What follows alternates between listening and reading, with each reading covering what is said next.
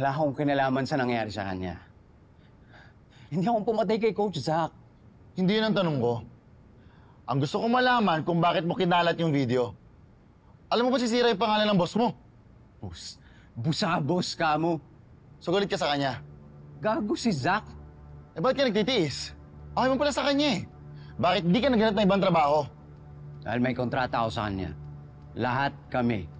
Ako, sina Eman, yung mga trainee. Tali kami. Pinilit niya kaming pumirma ng kontrata. Pag di kami sumunod, makasuhan niya kami. Kaya mo kinalat yung video. Para makaganti ka. Mabuti nang alam ng mga tao yung totoong ugali ni Zack. Malayo-malayo sa pinapakita niya sa social media, yung healthy, all natural, zen, front lang yun. May nalalaman pa siyang meditation. Kahit ubusin niya lahat ng insenso sa mundo, hindi na matatabo yung kademonyohan niya. Anong sinabi mo? Demonyo siya! Hindi. Bago yun. Nag-i-insenso si Zack. After workout. Habang nagme-meditate.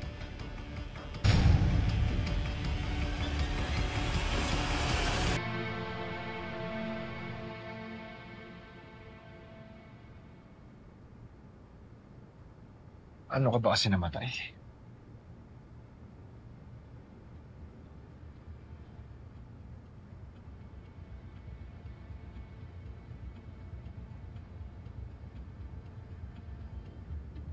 Alam ko na yung nangyari sa biktima bago siya maglihab. Nagre-ready na siya mag-meditate. Sisindihan niya na yung insenso. Akala niya, maliit lang yung apoy na lalabas sa lighter. Kaso, Uy!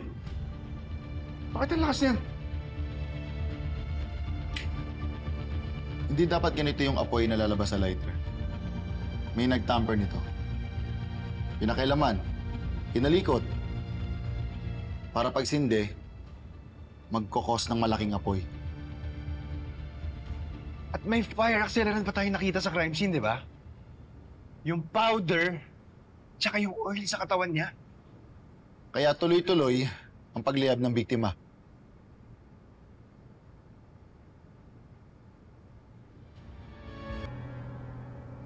Chinek ko yung body at composition ng lighter.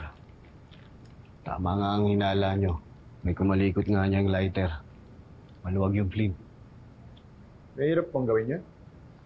Gagawa naman yan ng kahit sino basta meron lang screwdriver.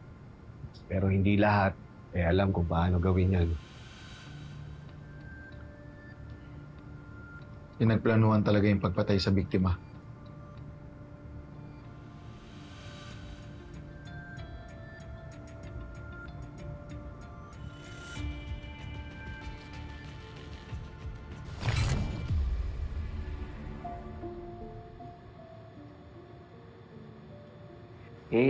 Galambing sana ako sa'yo eh. Sirahan na naman eh. Battery tsaka camera. Kaya mo? Check mo. Try mo na lang. Oo, sige. Mabilis lang. Okay. Oo. Payo, ano no? Pasindi naman. Doon. Try mo na lang. Yun.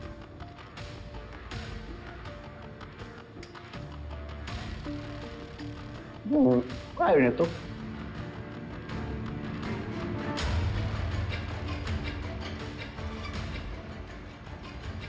Madali lang palakasin to eh.